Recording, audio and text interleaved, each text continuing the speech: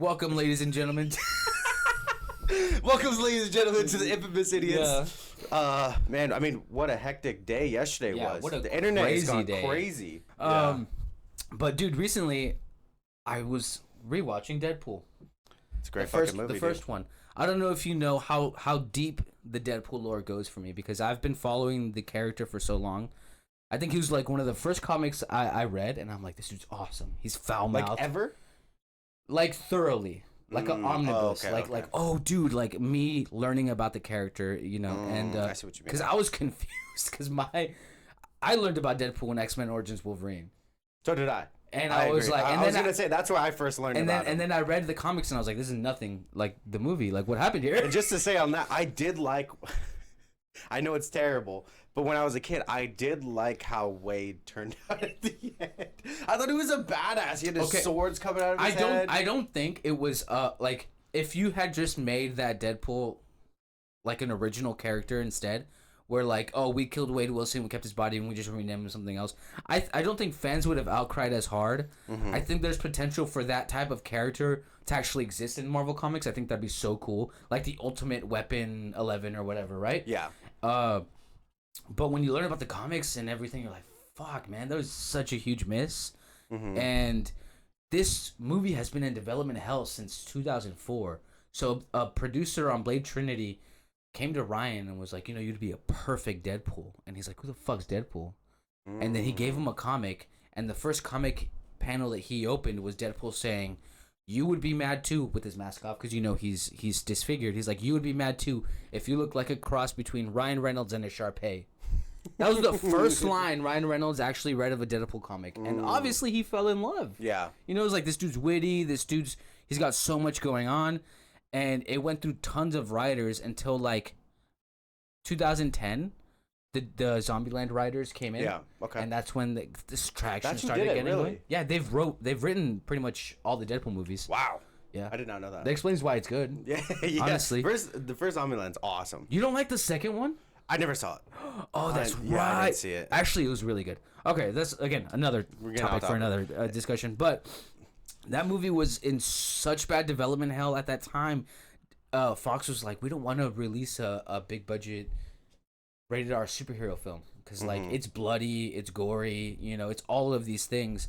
And I remember even reading the leaked script. Yeah. That's how deep I go with this lore. I read the old script for Deadpool 1. Yeah. And it was really cool. It was really, really cool. There's a bunch of other characters in there.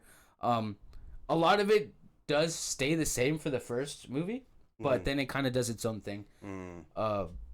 Because I recently started playing Deadpool yesterday. And what do you think? I actually really like it a lot. And one of my favorite things, and it kind of, when you said it, I was like, oh, this is really badass. When you pause it? Well, not just when you pause it, but when you like meet a new character, you can press X to get their comic book lore, and it goes through like a whole thing, you know, showing what their first issue was and stuff like that. And I thought that was really cool because when you said Ryan Reynolds, the first thing that he saw was the comic book. I was like, that's so awesome. I don't know when did the game come out before or after the first Deadpool movie? I want to say before. Okay. That makes sense. I want to say before because it got re-released for the first movie, and that was like a whole catalyst. Yeah, because it got re-released on PS4. I remember that. And now it's really expensive on PS4. It's like $100. Yeah, because it's the only Deadpool game that exists. Yeah, but I really like it because like I can see why some people might get a little like tedious with the combat, but I feel like it does just enough in certain moments when it's witty and the cutscenes where it kind of brings you out of it. You're like, this is fun. It's a fun and it just game. Like as soon as you start to get to that point, like there's like a line, you're like, I don't want, and then you're like, get back up here, like this is this is actually awesome. Yep. You know what I mean? So I feel like that's the whole pace that I've gone through because that's the complete contrast to when I played the Wolverine game. The Wolverine just was like really fast start and just a crawl for like 4 levels, bro. It was bad. Like I was like, dude, what am I? Come on, guys. Like it was really bad. But then it got really fucking fun. And that game, I mean, that game is awesome. Check out that video on my YouTube channel. I just uploaded it like yesterday. Yeah, it's an in-depth review on the X-Men Origins Wolverine game. Which is rated M. Rated M. Not all of them are rated M. I only did the rated M version. Yeah. Which is really? Yeah. Because I remember when I was a kid and that game came out, I bought the PSP version, and it was rated T for teens. Yeah. Um, I don't know if the difference is just blood or not in terms of like the for way teens, the story. well, when I played it on the PSP, there was still blood, but it's just the graphics weren't as good, obviously. And But I mean, in this one, it's gory. Like you're putting people into like the helicopter blades. You're chopping heads off. Like there's blood everywhere. And my favorite part about the game that I acknowledged a little bit in the video, but like he'll go down to a skeleton. Like, I love you'll that. Go down to a skeleton and he'll just that. reanimate, and you'll see it grow back. It's so fucking badass. Yeah. Yeah, man. So what's your overall general consensus? Do you think the X-Men Origins video game is better than the movie?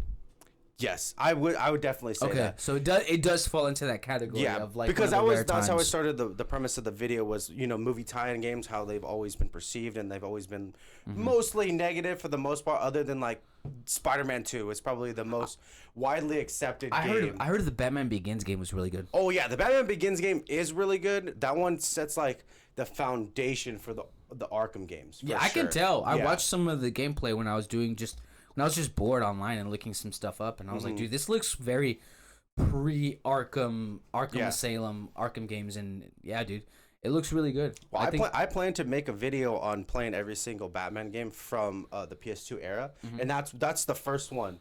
Because there's only about 4 if you exclude like Lego Batman or something. But there's not a Lego Batman game. No, there is a Lego Batman. There is. Yeah. There's a Lego Batman. It's on the PS2. It's just called Lego Batman. Oh, okay. Yeah. Oh, I know what you're talking about. Yeah. I was thinking of the movie. I was like, but the first one that's on there is the what you were saying, Batman Begins. Because I have Lego Batman Beyond Gotham on the PS4. Yeah, see, I didn't play that one. And see, I rented that back in the day when Blockbuster was still a thing. And Hollywood Video. I miss Blockbuster, man. Dude, it was awesome. I remember going in there and just being like, seeing everything. And I would always look at movies, look at the back. And most of the time, my parents wouldn't even let me get anything. But I would love just going there and like reading the back, seeing what the pictures are. You know what I mean? Dude, like, I remember cool. Yeah, dude, I remember my mom being like, okay, you can rent 2 movies. And I'm like, 2? Yeah. You know, you could imagine as a kid, you're like, and for my mom had a rule, anything but horror. She didn't really like horror movies, but that was like at the time where I would just walk down would you ever walk down the horror aisle and just kind of be a little creeped out? Yes, I would. And you're like, but this looks kind of cool. Yeah, the one that always caught my eye was Hellraiser. That's why when you talked about it in the previous pod, I was like, I didn't know anything about it because that one actually scared me. Yeah, I was like, why does he have all the fucking, you know what I mean? Like this whole getup, he's like has the, you know, the leathery look. I was like, he's just creepy. The BDSM look and everything. I am gonna buy the novella. It's called Hellbound Heart. And it's only like, it's not that long. I think it's like 100 pages, but I think it'd be a really good read because I also really love the movie and I do want to rewatch the movie because I think like you said, it's just the first movie is an all-time classic. It's like the first Candyman. Yeah. It later on in the sequels it turns into something it's not, but the first one, it's that first one that is usually top tier. You know, yeah, dude. I mean, in Oregon, we have one of the only final Blockbusters, and I really want to go there. It's in Bend, right? Yes, Bend, Oregon. I want to go there. It's a deep drive for us. I haven't been there in years. It's a deep drive, but I would love to go there. I would definitely want a shirt. I'm down. I'm also really sad because there was one near us that closed down a couple years back. Yeah. And I always wanted to go before it closed down because I remember when the one that's near us now, the one that's in I remember when they had the whole sale and everything. I did go in there. I bought movies. Yeah, I went in there and I was looking and I was like, seeing what they had. Yeah. Oh, is that what you bought, Gamer? Yeah, I bought Gamer. I actually love that movie. Yeah, I agree. I love Gamer. Dude, the trailer for that movie is awesome. It's also directed by the guys that made the Crank movies, so I was all over it, dude. Crank was one of the movies that I rented because it was X-Men Origins Wolverine came out. I was a kid, okay?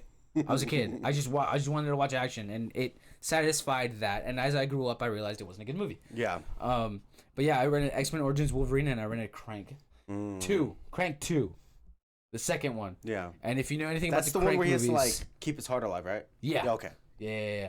And yeah, good times, man. Good times until my mom started watching me watch Crank, you know, and then that was it. Yeah, because there's like a whole scene when they're in the stadium or wherever they're at. Yeah, it was in the stadium. Okay. It was in the stadium. Hey, you gotta do what you gotta do to survive. Yeah, I agree. I agree. You know what I mean? So I'm not opposed to it. But yeah, I mean, that whole era of being able to like go into a physical place and see physical movies and games was so awesome. I remember I'd always like try to convince my dad, because that's why I didn't get movies, is I would try to get him to rent games. Like I remember when Spider-Man 3 came out, I got the Spider-Man 3 game on the PS2, and I kept it. I kept it, and I remember we went in there one day, like months later or something, and they're like, "Well, you still have this, and here's your bill." And he's like, "What the fuck?" How much was it? I don't know. I don't remember. Enough for him to be mad at you? I remember being in so much trouble, but I was like, because what had happened is like it was like 2 or 3 weeks where I was like telling him like, "Dad, we need to take this back. We need to take this back." He's like, "Oh, we'll do it tomorrow. Do it tomorrow."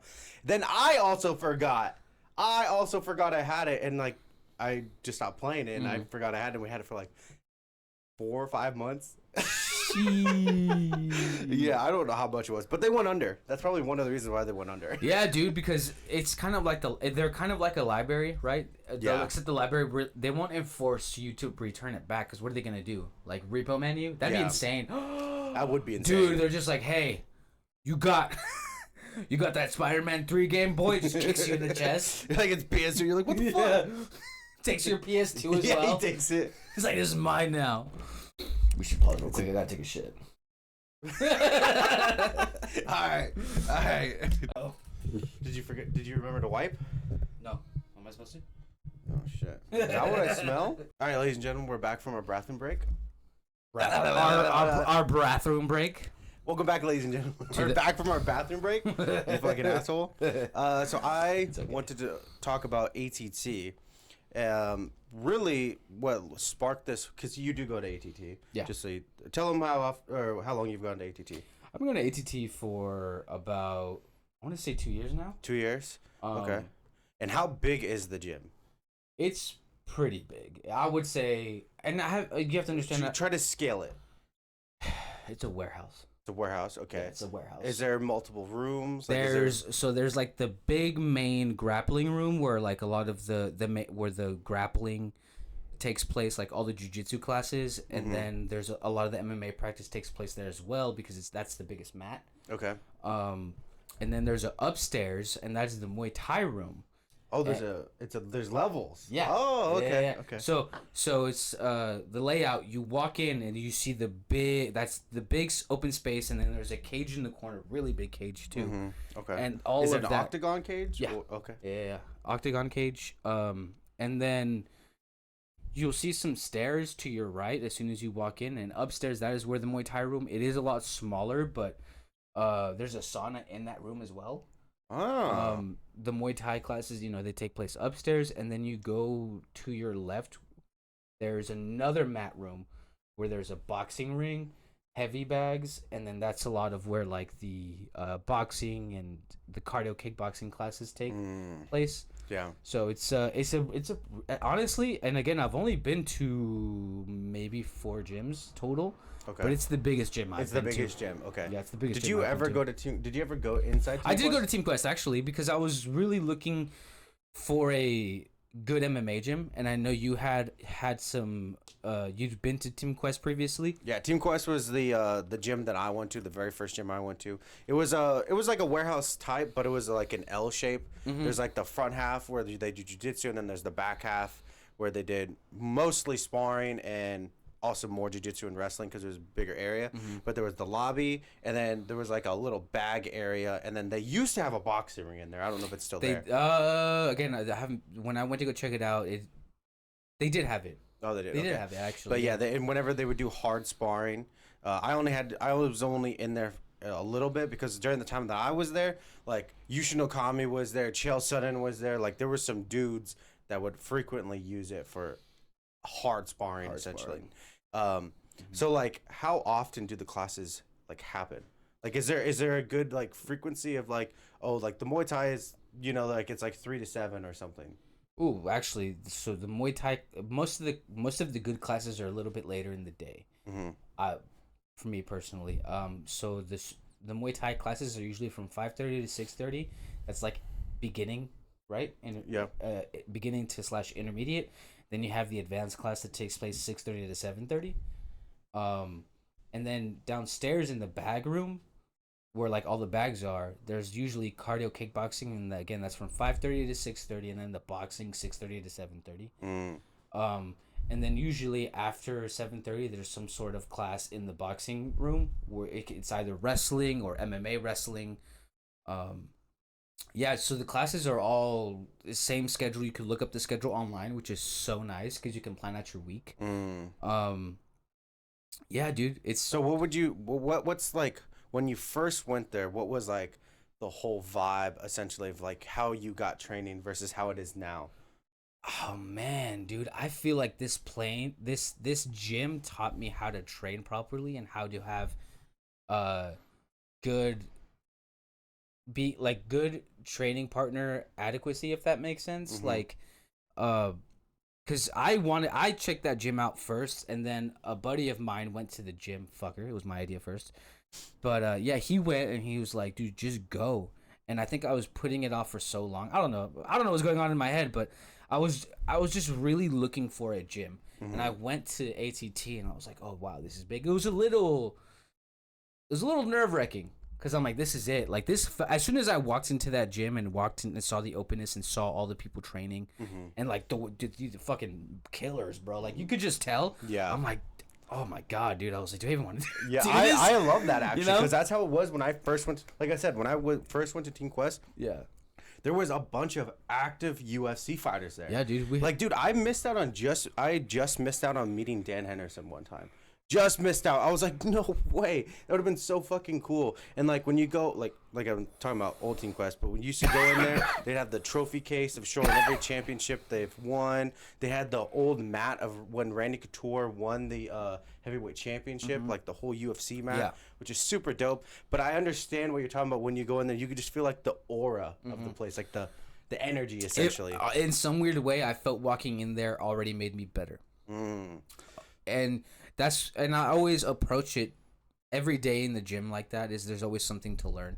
And the one thing I loved is that no matter what level you were at, they took care of you. And I was not really used to that.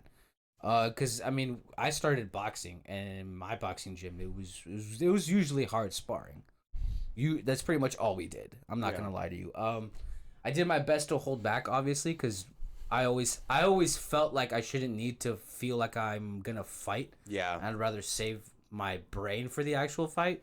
But then shit happens. You get hit hard, you're gonna want to hit hard. Yeah. So I mean, it's not to say that my boxing experience was awful or anything, but that's just kind of how I grew up. It was how I started was very bag work, technique, learning technique, and then sparring. That's like very old school boxing. Yeah. Where like now what I love about ATT is we do sparring drills, and that was something that was so new to me when I went. I was like, what? We were just like catch and playing, doing certain things, and man, when we started doing that, I was like, this is the gym for me, because I'd never done this, and this is sharpening tools, getting me like the sparring drills get that muscle memory in. Yeah. That you could get during sparring, but there's less pressure when you're doing the drills as opposed to when you're sparring. And that's the one thing I really, really loved about that gym. So when you would say when you first went there, like how was like the class? Like how did they treat a newbie essentially? Oh, dude, like I said, man, they made me feel so welcomed. Like they were so nice. They helped out. When you're a beginner and you go to ATT, you get taken care of. And granted, you do feel, because the classes can get big, or sometimes you see someone doing things better and you're kind of like, you can get in your own brain, but then you have a solid group there, a solid foundation to help keep you leveled and encourage you. I've never felt discouraged anytime at all during that. That's time awesome. I've gone there. Okay, cool. That's why I said, even though as of right now, I'm not going as consistently as I would love to, and that's gonna start changing because life's gotten in the way, and now I can plan things out. Never once, even on like a bad day at the gym, have I ever like I'd never want to come back. That's good, because like when I first went to Team Quest, it was like, I was a complete novice. Like I had just started watching UFC. Like this was back in like 2011 or something, and I'd only been watching for like UFC a little bit. I've done some like backyard wrestling, backyard. That was me going into ATT too. I was like, I knew it nothing. wouldn't even be sparring; it'd be full on fights in the backyard. But like that was like my exposure to fighting.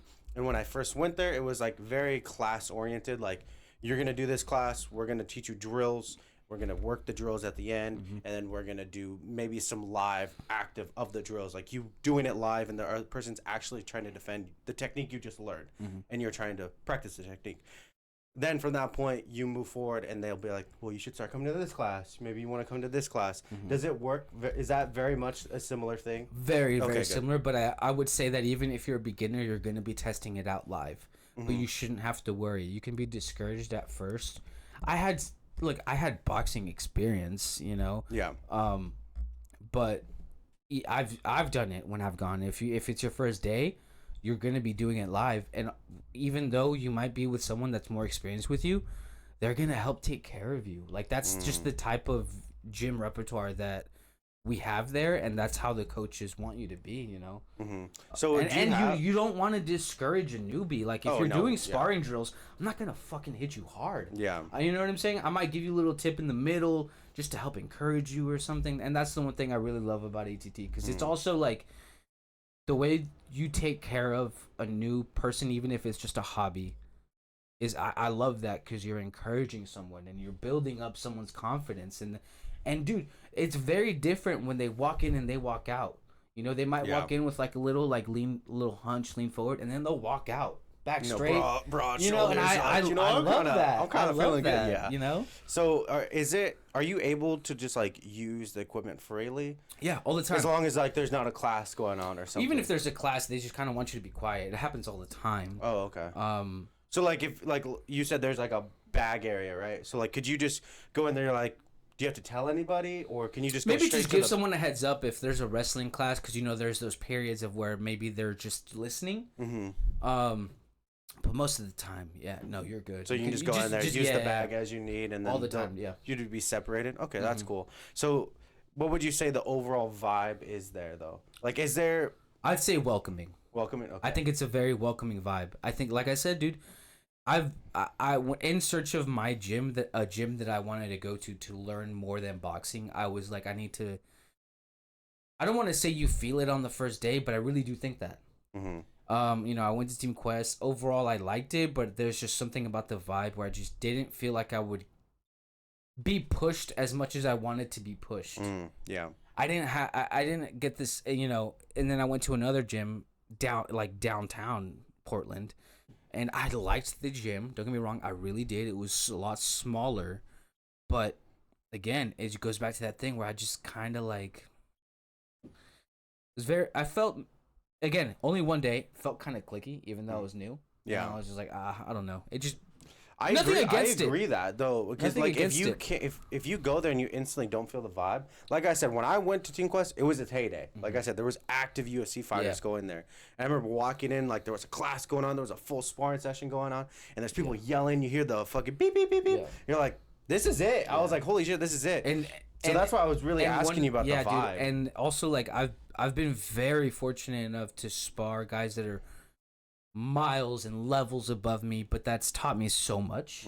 But it also like helped my confidence up a lot too, you know.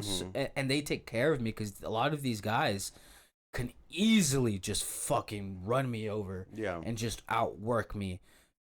And there hasn't really been any of that, you know. So how many active fighters are pursuing real careers there? Oh man, I want to say a solid 75. 75%? I would say like a solid 75, 80 maybe. Okay. Because there's that 20% that just go in there and work out, work on drills. But even the hobbyists, they're competing, even if it's like grappling. See, that's what I want to do. That's what I really want to do. I haven't done enough jiu-jitsu because I wanted to have.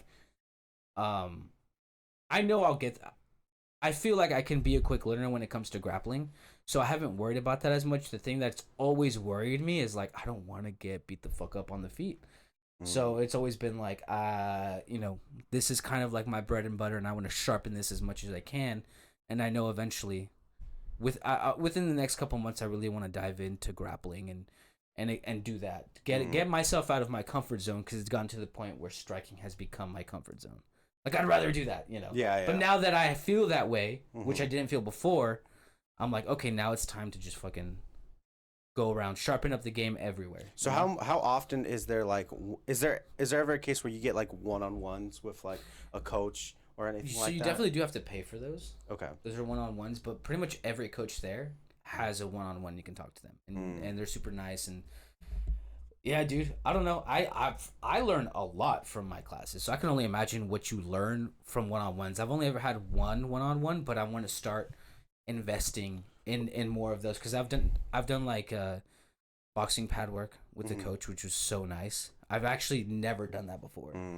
And I having a coach, a very experienced coach who coaches professionals, like amateurs and even the beginner, and just knows the whole plethora of the game, is so nice. And now I'm like, okay, I've done boxing pad work. I'm gonna try out some kickboxing and Muay Thai pad work next time, see how that goes, you know. And then from there, I kind of want to take some one-on-ones with like wrestling and grappling. I think that really intrigues me, so I can have that attention to myself at that time, and then when I go to a class, I can kind of know.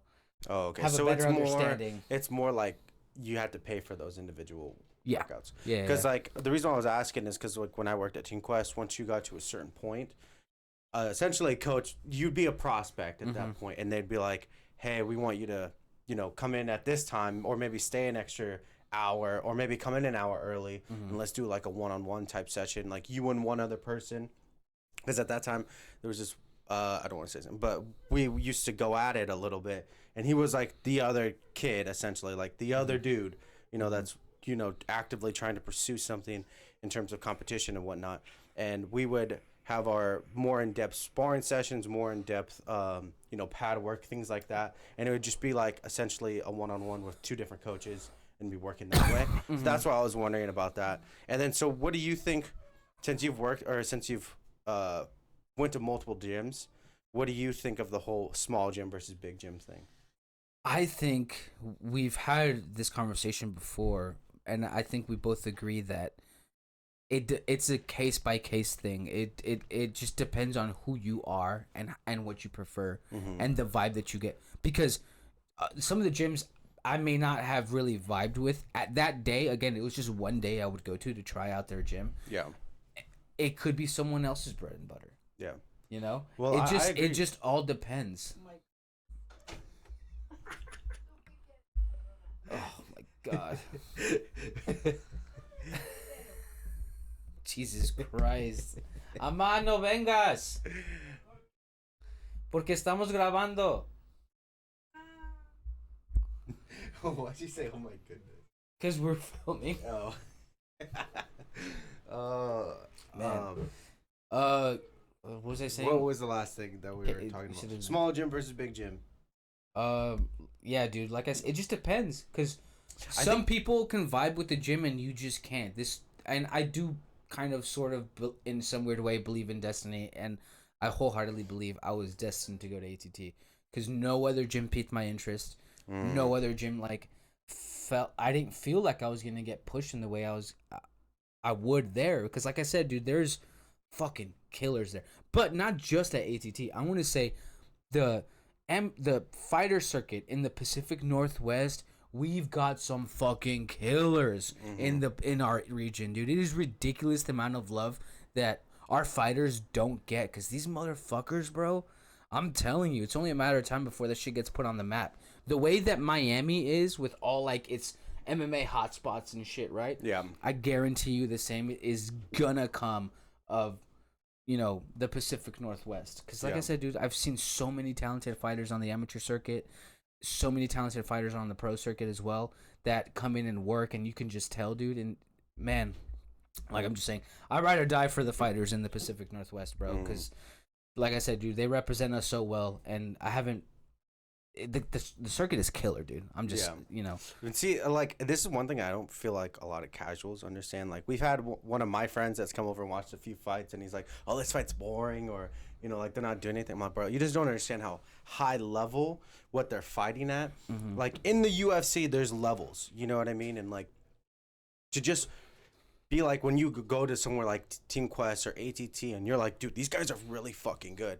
But these guys are also potentially might not be the ones that are going to be in that, the unranks of the UFC, because there's just that much level to what the UFC does. And I feel like that's something that casuals don't understand when they just think like, oh, this fight's boring or something like that. Yeah, because it's just they don't understand it. And I think that goes back to, I talk shit on football all the time, but that's also because I haven't really sat down and try to have someone explain the sport to me so I can understand what I'm seeing. And I think that's where a lot of this grappling and exchanges come into play, especially for the casual, because the casual understands one thing: hitting. Yeah. Well, and dude, that's fair. I mean, how many times have we watched a fight and they get in like a huge transition and they're sweeping? You're like, oh, whoa! You're just like, oh my god. The Figueiredo Moreno, which fight was it? Was it the second fight or the third fight where they just had this insane scramble? Like it's just going and it's just and you're like, oh my god. Yeah, it's it's things like that. But I guess my final question for ATT. So, how do they handle like if someone's getting out of hand, essentially, or has that even happened? Because like in Team Quest, like there was sometimes there was a hothead there. You know what I mean? And he was someone that was actually taking it very seriously, which I understand if you can get like a little hot-headed. But like sometimes sparring matches would turn into fights, and they're like, "Hey, bro, you can't come here for 2 days. You need to go out and cool down. Like you're hurting people." That I don't want to say 2 days, but if it's getting too rough, they'll be like, dude, you gotta stop. Well, I was saying for 2 days for this guy because like it got that. It sounds like it escalated to that, but the instances that I've seen, they've always taken the person out and been like, you're not sparring anymore. You're not doing this anymore. Like you need to chill out. And there have been times where they've had to get tough and be like, look, if you might not like this. I'm running this though. You can grab your gear and you can go home. And you can, you know what I'm saying? Yeah. And you can chill out. But what I say goes, which is I do think in a way how you need to approach fighters. Because I've seen tons, and I liked this one a lot because it taught a lot. Because these are gonna go unnamed, obviously, but I had a coach. Two people were sparring, and it got like out of hand. Like they were throwing after the bell. Yeah. And if I remember correctly, but like it was to the point where like heavy intentions with headgear on, and shit gets heated. It's at the end of the day, it's a sport where you hit each other. It happens, and the coach took them out. Was like, what's wrong with you? Like both of you guys are on the same team. You go to the same gym. He told them to go get a medicine ball, and they were doing the fucking handing the medicine ball crunches together, and and I see. I love shit like that. Hold on, and then cut to months later because this happened a while back, right? Okay. They're so cool now. I was gonna say I mean, dude, there's different types of ways for different types different coaches have different ways to deal with it. I think that's another thing that's case by case. Because if you have a pro that's beating up on someone who has like 2 fights, someone that's like beginning amateur and you've had like 5 fights as a pro. Yeah, exactly. No, then that's completely I just want to clarify. But I do want to say this though: if you are an amateur and you are sparring a pro, and you swing hard and you hit hard, whatever happens next, I do believe is on you. Yeah. Because you and I both know you hit how you want to get hit, and dude, you're playing with fire if you're fucking with the pro and you're trying to swing hard, and that's all I have to say on that. Because like you get what you give, bro. Because there have been so many times where I've seen it kind of escalate to that, Yeah, because not a lot, but like the times that I've seen always stick out in my memory. Because the time I was talking about with the guy at Team Quest, that was the most extreme. Most of the time, whenever like things got heated, like even with me, like I've been in sparring sessions where things got heated, and they would do things like you guys gotta work out together now. Yeah. Like you guys are doing it would be the what is it called, like the bear roll, or not the bear roll, the bear crawl. No, not the bear crawl, but we hold the. You hold the legs. Feet. Yeah, that's a bear crawl. Is that? I don't think that's a bear crawl. Oh no, you're right. That's bear crawl is like where you're on all 4. It's like it's wheelbarrow. That's what it's called. Yeah. Okay. And you like go like that, and then you'd flip, and you go like that, and you would do crunches together and shit like that. Yeah. I love that because then you're bonding through physical activity together, and you're like, you know what, bro? You're like, you hit me with a good shot, and I got mad. Like that's what it was. But I think that's everything I have. Like because I'm someone that's been thinking about not Team Quest, ATT. Because it's also a staple in the MMA community. There's so many ATTs in different states, and the headquarters is in Miami. We've had our best pro fighters go to that gym and train and have a couple weeks there, and I'm like, oh, I would. That's so cool. Yeah. You know, but dude, I have nothing. This is why, like, when like fighters like Jorge and Dustin, and I'll be honest, these were like a lot of the fighters that did inspire me to go to ATT because of the way they talked about it and the loyalty they had for it too. Yeah. And I wanted a cool new experience, and I'd never gone to an MMA gym. I only had boxing. So, and I never liked the idea, and it happened to me. You remember when you swept me? And I just had boxing at that time. And I was like, I don't want this to happen to me ever again, you know? Well, and if it does now, I know how to react, you know? Because, like, just to get my whole thought on small gym versus big gym, I felt like I've always slightly leaned more towards big gym. Because, like I said, when I went to Team Quest, that was the height of Team Quest. Okay, I consider Team Quest big, too, because it's also a pretty well-known gym. It used to be it is a well-known gym, but in terms of, like, what fighters were coming out at that time, it was very well known. Like, you know, Dan Henderson was training there, Randy Couture, Yushin Okami, Chael Sonnen. And this was Nate Marquardt was there at one point. And it was at a very different era in the UFC. Yeah, it was like I said, I went there in from 2011 to 2014, 2015, somewhere around there. So like I was there at the pinnacle. Like, when I went there was always dudes coming in and out. I was seeing new faces. They were bringing dudes from, like, literally Thailand to come train us. You know what I mean? Like, literally from Thailand. Yeah. And that's what I'm talking about is, like I said, is that I feel like I was there at the right time in terms of where Team Quest is. I don't know where it's at now. I'm just imagining that it's not the same as it once was. And that's why I feel like me now, if I was to come back, I'd probably go to ATT because I do kind of gravitate more towards the big gym because, like, I want to go against someone that I've never gone against. I want to feel that uncomfortability of being, like, on my back with this dude.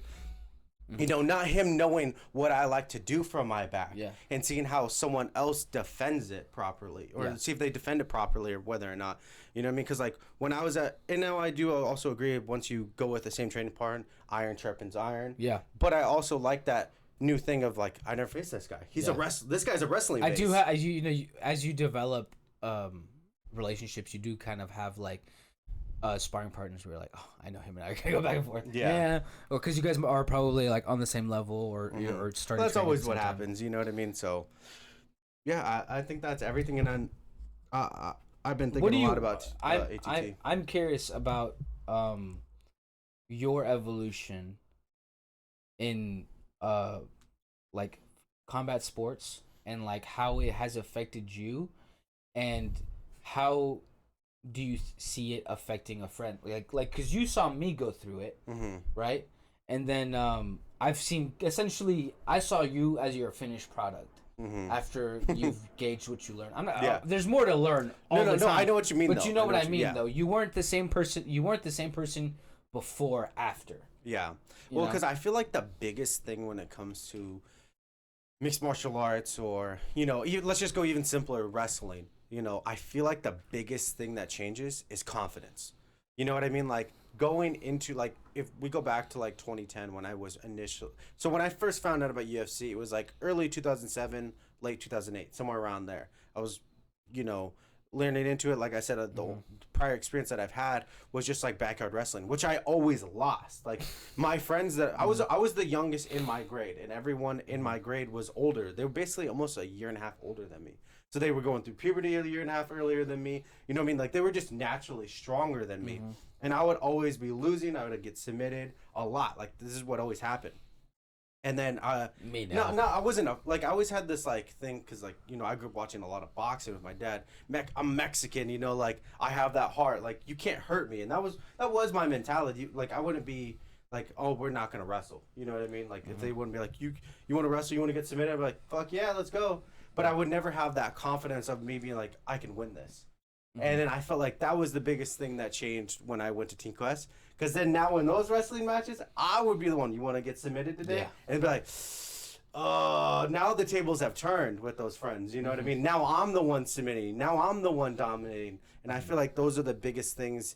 It's just your overall confidence and how you feel about life. Like, Because like even now, even though I'm not like consistently training, I do practice my technique. I remember like when I hit the bag, I'm like, I got to keep my hands up, stick to the jab. To me, the jab is the most important thing in fighting, because that's what's establishing range. That's going to be your tester to land, set up other hooks, kicks, leg kicks, things like that. Takedowns. Yeah, exactly. I'm never really a one to be like, oh, throw it naked, or unless you're really gonna just like you've been setting up the whole time, like you've been like Leon Edwards, he's going low, set up the high kick. Yeah. You know what I mean? Those are the times when you do it naked. But I feel like the biggest thing is confidence and just knowing that you like mental toughness overall. Like I can do this. Like even now I'm not in the best shape, but I know if I go back to ATT and I get fucking into it, dude, it's gonna be a different story. You know what I mean? Like I'm gonna be back to where I was. Like my confidence has never really wavered, but you know, I just think it would go to another level. So I think that's the biggest thing for anyone. Like even when I have my kids, I'm gonna put them in mixed martial arts. Now, whether or not they want to stay, you know, and continue that's up to them. I just want them to learn the fundamentals of how to protect yourself, what you should do in certain situations. You know, defending chokes and whatnot. And I think that's super important for a kid growing up. Yeah, absolutely. Because I know when my dad, he forced me to play soccer. I hated soccer. I did not like soccer. I did it for like 3 years. But that's also because you were just put in the sport. See, when I sign him up, I'm gonna tell him like, look, you won't have to do this forever, but I want you to understand this. So if there ever comes a time you need to defend yourself, you know what to do. You just need to trust me, and I promise you will learn something. Yeah. You know, like there's never a conversation had, you know, and I think that's very important to have personally, especially if you're gonna put your kid into something like that. You know, like you got to be honest. Like, hey, you might get hurt. It's okay. Yeah. I'm here. Okay, Dad will go through it with you, or I will be right at your side. Okay. So when do you think is the best age to put a kid into it? Hold on, we should pause it real quick. Is this smoky or what? No, it's the glare. We should move it then, huh? Yeah. Just tell me. I'm gonna put it back. I'm gonna move it forward a little bit, I think. Yeah, you should.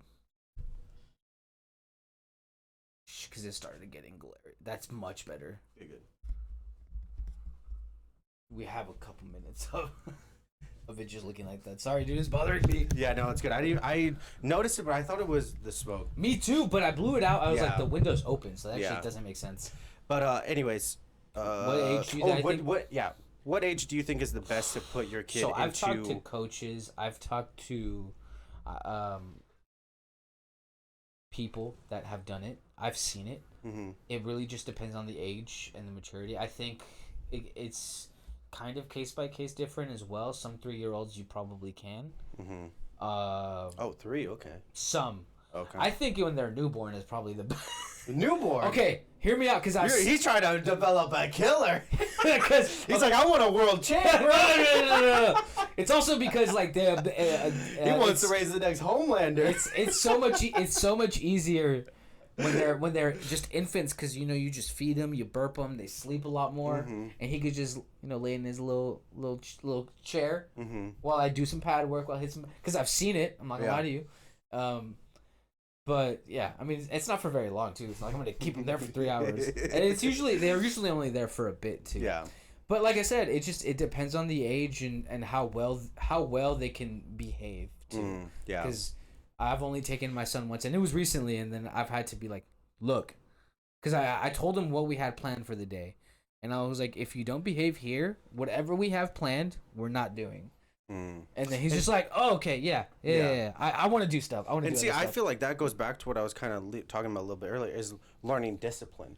Yeah. Because like I said, when I was at Team Quest, there was a right before I went, there was a young, class, like very young. It was like from like 4 to 7 or something like that. And there was like some kids that were younger, but like it would teach them discipline other than from their parents. Yeah. Just learning that, adults you need to listen to adults. You need to respect your elders. Yeah. And be like, you can't just be playing dodgeball. You need to do this now. You know what I mean? Like we're practicing drills. Like this is what you're here for, to learn. And I think that's a big part of it. And like, learning discipline. Absolutely, yeah, absolutely, for sure. Mm-hmm. Because it'd be nice to not say that all the time. Yeah. But little boys and little girls are different. Yeah. I feel like I'd have a way different experience if. So what age do you think is the best then? I think 4. 4. Okay. I think 4. Yeah, I was thinking like I always thought 5. Yeah. 4 or 5. Again, it depends. Cause like I don't right now. I don't plan on taking him a lot. Mm-hmm. But when he's 5, 6, yeah. I agree. Yeah. But yeah, man. On the fighting topic, what would be your dream fight card? Starting from the opening of a pay-per-view. Okay. I have at my first fight, 3-rounder, Michael Chandler versus Rafael Fiziev. I think that would be an explosive fight. I think that'd be entertaining. Mm-hmm. They're the same height. It's literally Muay Thai guy versus heavy wrestler with strong hands, and I just think that's fireworks. You start out a fight card with that. Yeah, you're setting the pace. You're setting the pace, and I think it gets better personally. But yeah, what's yours? So first off, starting off the card, I would have Stephen Thompson versus Colby Covington. Wow, I like that fight. Yeah, I hate to say it, I don't see Wonder Boy winning.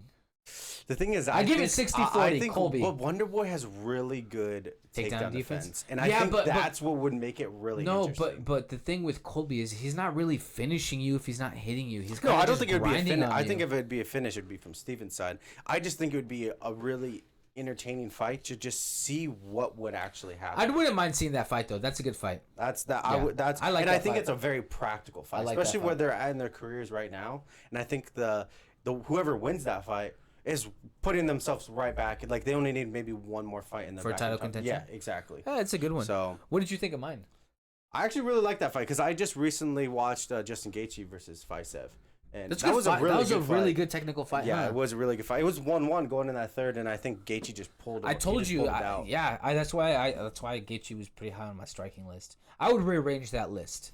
I might come back to that one episode. Yeah, we could revisit it in like 6 months or something. Yeah. I'm down with that. Yeah, I'll do more. Because I mean, it makes sense because we're just doing it currently. Because people will fall, people will rise. That is so true. So, like I was saying, with Max Holloway, if we would have done it 5 years earlier, he would have been number 1. But it's just as time has gone on, and that's not like an all-time list. If it's an all-time list, Max is way higher. Oh, absolutely. You know what I mean? If it's all-time, but we're just talking about currently.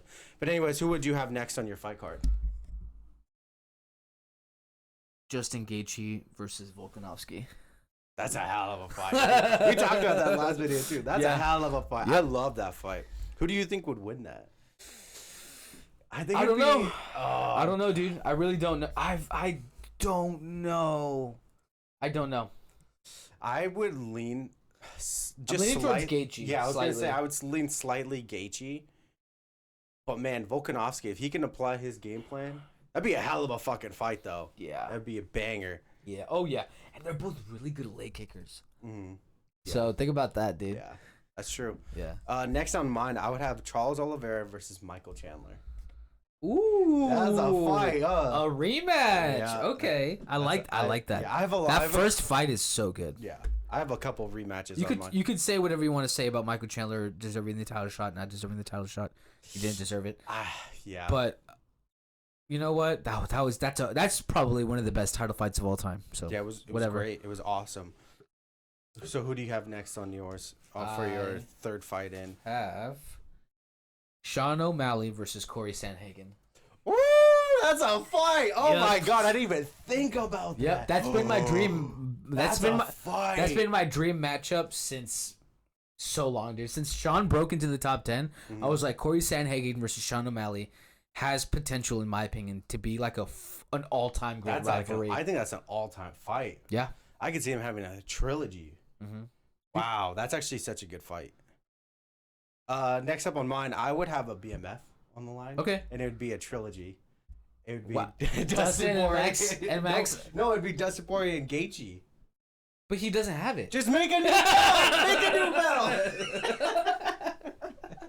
You're like, he deserves this. Yes, he deserves. He does. No, I agree. Dude, I love that fight. Bad motherfucker. That's why I'm like, put it on the line. He does deserve the BMF. So I would have a trilogy between them. It'd be the third fight, and I think that'd be a banger, bro. Just have make another BMF. Fuck it, why not? It's what you already do. The current BMF now is essentially going to reside in featherweight. You know what I mean? I don't think it should. I don't think that should be put on the line. I'm actually going to be irritated if the BMF is on the line. I think it is going to be on the line. I really do. I do. No. I don't agree with it, but I think it is.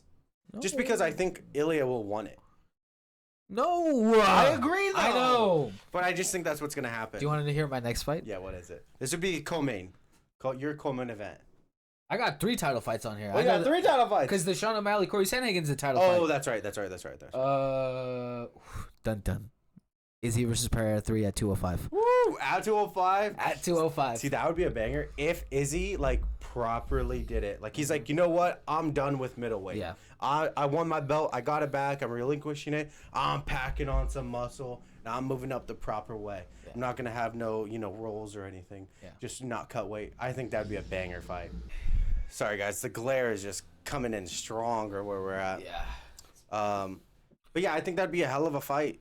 Hell of a card so far, hell of a card, too. That should have been UFC 300. Yeah. Next up on mine for my co-main event, I would have Alex Volkanovski versus Sean O'Malley. I don't know if I like that fight for Alex, actually. I would, because obviously it'd be like featherweight. Yeah. I think it would be a banger. That would be an amazing fight. It'd be so good. That would be an amazing high fight. Stakes, high technique. That's the co-main? Yeah, that'd be a co-main. Okay. That's a good fight. Yeah. I like it a lot. Actually, the more I think about it. I think it would be. And I think now, if I'm Sean, I think both of them would get dropped. For sure. Oh, yeah. It might even be a knockout, but I think it would be a banger fucking fight. Dude, our card has been amazing. I know. The UFC, hire us. Put us in the war room. Dana! Hunter Campbell! You want to hear my main? Event? Yeah. Conor versus Dustin 4 at 165 for the vacant 165 title. That's a fucking fight, dude. Yep. I love that. 165-pound division introduction. Who better to headline it than 2 guys with beef and history and putting something on the line that will make them both grit their teeth, bite down on their mouth guard, and just go to I love war. That, dude. I love that. Let's go. I'm so up for making a new. I'm telling you, and then you can have this. Okay, all of a sudden the weight classes are going to be changing slightly because obviously this is a new division. Wouldn't it make sense? And you can't tell me that the welterweights wouldn't be like, oh, I don't need to cut an extra 5 pounds. Yeah, and then hear me out. The new weight classes would just be 5 pounds apart. So whoever wins the Conor versus 4, like for the 165, will go on to headline the second card where the new weight classes with vacant belts can be won. Mm-hmm. That's just following, Dana! Dude, that's my dream card. Honestly, I don't disagree. And I actually kind of like his more than my main event. My main event is just something that's very current and very relevant that potentially is probably going to happen, which I really does hope happen, is Ilya Poirier versus Max Holloway. I want my boy Max to get that championship back. That's the fight that I want to happen. And I think it's the most realistic fight that I have on my entire list that should happen and will happen. If it doesn't happen, I don't know what the fuck. Yeah. Like this whole notion, like I like Ilya, but this whole notion of like, I'm not the one holding up the fight. I just don't believe that. Yeah. Max has always been like any weight class, any division. Anytime. I'll fight DC if you want me to. Yeah. You know what I mean? Like, no one's buying that, bro. Come on now. That's bullshit. But honestly, I think I like your main event more than my main event. Yeah? Yeah. It's a pretty banger card. Dude, we've been Tell talking me you about, wouldn't buy this. Yes, Tell me I would buy that fucking hard. I'd buy 2. Yeah. You know what I mean? I like your card a lot too, though. Your I just feel like your main event is better than my main event.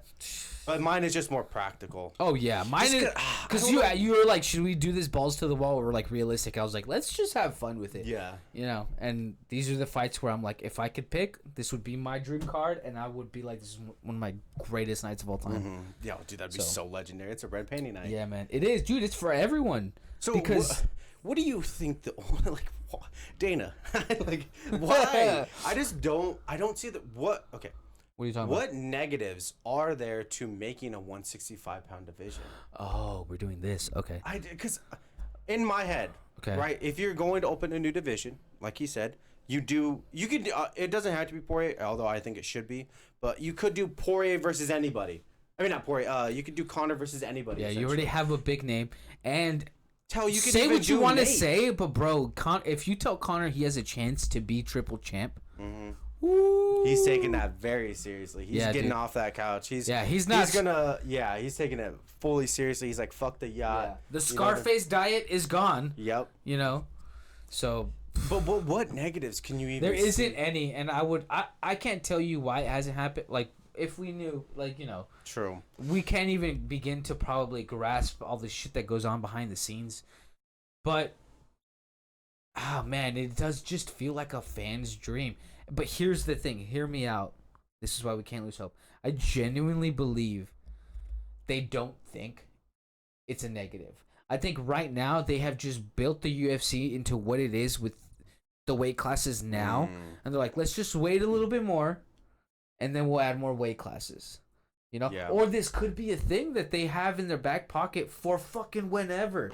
God knows what's going. Like I said, God knows what goes on in the background. True. But I don't think they think it's a negative. I think it's a business move, and I think it's a fucking play, honestly. Because if you had more weight divisions, that's only more money. Because you have more title fights to put on a card. Yeah. Meaning, like, it could damn near always be a fucking title fight or a fucking. There's more BMFs on the line. Dude. If you do BMFs per fucking weight division. I think you. Oh my.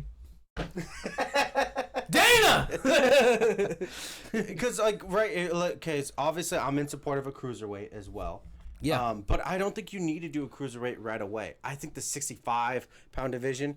Dude, it's just a must. I think because Izzy would be pretty killer at 195 too. Actually, I agree with that. I think that'd be the perfect weight class for him, actually. But I'm just saying, in terms of like making new weight classes, I think the 165 makes the most amount of sense because there are people that are 170. They're like 170 is kind of that. They're in betweener. See, like, 165 would be perfect. Here's the thing too that I don't think people realize, and I don't know they might. If you add a higher weight class, you give your veterans a longer career because they're not doing it could be not very much, right? But let's say Wonder Boy bulked up and went up to like what would he be at? Like what? He'd be 180. It'd be 185 because he's a welterweight. Wait, 185? Okay. But see, to me, it'd make more sense like if someone's like if someone's like in that between of like.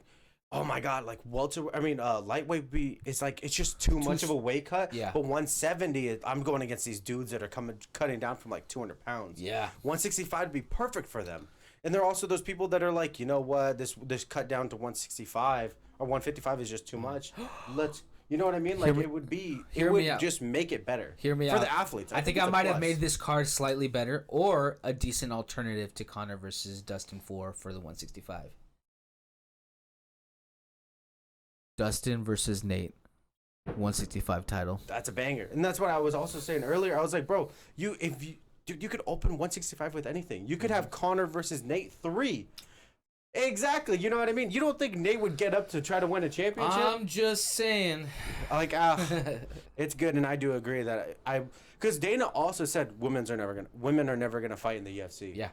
He said that for years, and it ended up happening. Mm-hmm. So I don't see any negatives. The only potential negative is you move welterweight up 5 pounds. But you can't tell me someone like Kamaru Usman's like, I have to come 5 less pounds. Fuck yeah, let's do it. He's already fighting at middleweight. I think the fighters deserve that too. Yeah. You know, I think they do a lot in terms of when they weight cut and shit, dude. When you see a weight cut, and it would make catch weights way better. Like, and like Kevin Holland's a perfect example of someone that's always taking fights. He's either fighting at welterweight or he's fighting at fucking middleweight. He was gonna be on my card.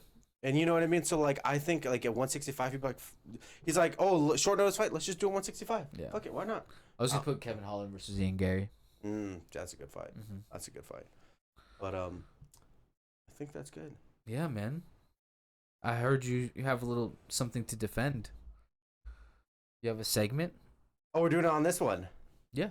Okay. In my defense here. Now I just want to give some context. The era I grew up in was 2008, mainly from like 2008 to 2012 was like the era where I grew up in. Mm-hmm. I love the OG belt. My thing with the the OG new UFC belt. OG UFC belt, excuse me. Those, it was so like shiny and it was like gold and it just was like, that's the belt. That's the UFC belt. And it's not that I don't hate the new UFC belt.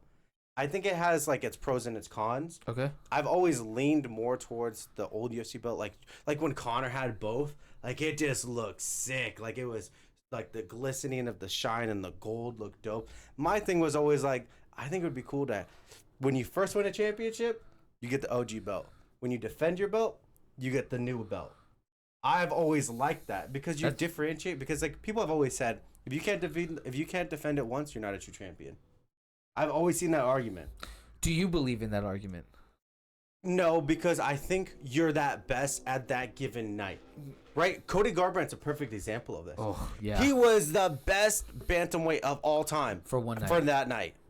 That night is legendary. Yeah. That performance is legendary. Beating the GOAT at that division at that time. Dismantled him. Cooked him. Put him in a blender. Mm-hmm. And then, you know what I mean? He's the best for that night now. And he didn't end up having the best career as it's gone on, you know? Mm-hmm. But for that night, no one can take him away from that. But I do think, on the other hand, of having like another belt, I do think that'd be cool for those people that can defend the belt. Mm-hmm. They just get that alteration. It's just like a little bit like boxing, you know, where they get like the diamond or, you know, whatever happens, they make a special belt for those moments. Yeah. I think if the UFC did that in some aspect, it'd just be cool. I don't disagree. I don't disagree with that take. I really like that take, actually. I don't think you have to defend that take. I think that makes the belts a little special, actually. Yeah, because a little more special. Not they're that more unique. Like what's that one? But I do prefer one fighter that has that really dope belt. What's her name? You know what I'm talking about? She's probably gonna be on the spear card. She has like the cool belt and it's like different colored and Alex plated. Grasso. Yeah. Yeah. That belt's sick. Yeah. She has a special belt. You know what I mean? Like, I like that. I think it's really cool. Oh God, yeah. No, I do agree. I with the new title, I actually like the BMF a lot more than the actual title. Really? Like the look, look, just the look of it. The look of it. I do like that silver look. Yeah, it looks nice. And I remember you said you had an idea. You're like, I think the interim belt should be silver like the BMF, or maybe like can bronze make a cool color? Like a good bronze? Well, if it's like a glossy bronze, I think it could look cool. Yeah. But fuck it, like a clean make penny. a diamond or something. Like a clean penny. Yeah, you could do that, or you can do like ruby red. Like I think there's a lot of. You've never seen like a cool ruby red? Oh, never mind. That's a little too bright for my liking. Well, I'm not saying that that's what I would do. I'm just saying those are examples of if you want to differentiate the belts. You know, interim, when you win a championship, or undisputed. It's gold and silver. See, that's dope too. You know what I mean? Like, I'm not against this whole. Dana, I know Dana. Hire us. I know Dana's like, oh, there's too many belts in boxing. But in terms of the UFC, like, there's only one special placeholder. Like, you know, like there is. Oh, here's the thing though. There's no going on a Thanos mission in the UFC, having to retrieve all these belts in the same weight class because there's 4. Mm-hmm. Every weight class has 1 belt. Yep. That's it. It's still keeping in line with that. Mm-hmm. But it's kind of just, you know, it's giving a little lightweight to a little more fighters. And I think there's a lot more matchups you can make. I don't know, man. It could be that they're afraid that people won't want to stay in that weight class too. I didn't even think about that till just now. But see, the thing is, I don't think that's a bad thing. Why is that about? Because look how many champions we've had, double champs in the modern era. Exactly, that's too many. I think they're but trying see, to I don't think there's anything wrong with that. I do actually. I think that kind of does start to go into the box. Because then being double champ, now do we not consider it to be like, oh, dude, you're probably gonna go down as a great, right? Yeah. But if it's diluted with constantly people trying to go for fucking double champ, unless they implement that rule that we were talking about. It's everyone's gonna have a fucking belt. Then at that point, the belts aren't that important. It takes away some of the legitimacy. The reason why I disagree with that is because of how hard it is to win undisputed to begin with. I know it's not perfect easy. Example: Dustin Poirier. How many chances he's had? He's had 4. He hasn't gotten that undisputed belt. He hasn't had 4. Yeah, he's had 4 chances. It's 3. He's had 4. I swear to God, it's 4. It's 3. Name him. Khabib, Charles Oliveira. Islam. Are you counting the interim title? Yeah, the interim title. Okay, then It's a that's championship 4. fight. Okay, That's what I yeah. said, it's 4. He said 4 shots at it. But man, I don't know. I don't know if But see, that's the thing though, is that it's so hard to win. I know I get what you're saying. Becoming dilute, or it's had the potential to become diluted. Yeah, But that's there's why we only get annoyed when but people. all the people that have done it are fucking elite fighters. Exactly. DC, Don Jones. Conor McGregor was the first one. I'm talking about double like holding it simultaneously. Because like you could throw BJ Penn, he did that as well. GSP did that as well. They were double champs, but those are the elite. Those are the dudes. That's what I'm saying. I kind of disagree because Izzy's a perfect example. Mm-hmm. Was he not one of the pound for pound at that time? He went up. He couldn't get it done. He could not get it done. Mm-hmm. I don't think it's as cut and dry and easy as saying, oh, it's going to be diluted. Dude, if you could do it, you're fucking one of the best of the best. I really, in the modern era, and even going in the future, I really don't think it's going to be like, I'm sorry, but I don't think Sean O'Malley would probably win a featherweight belt. I really don't think he would. Just because his stature and the way he's built. I think he just bulks up and he's cool. But the thing is, though, is that when you put on that muscle for him, mm-hmm. I feel like he would keep it on him. Because of the length and the skinniness that he is, I feel like he would keep a majority of that weight. I don't disagree. So that's the only thing is like, I don't know. I just don't. I don't think it would be as easy as being like, oh, everyone's a double champ now. I don't think that would be the case. I really don't. Because it goes back to the thing what we talked about a little bit earlier is you got to have you got to clear out your division before you can even move up. Like I said, I think you need to have a total of 4. Well, in total it's 4 title fights, but when you win it and three defenses. Yep. So 4 bouts like total. Islam right now, he could challenge for the welterweight, and I would be okay with that. No.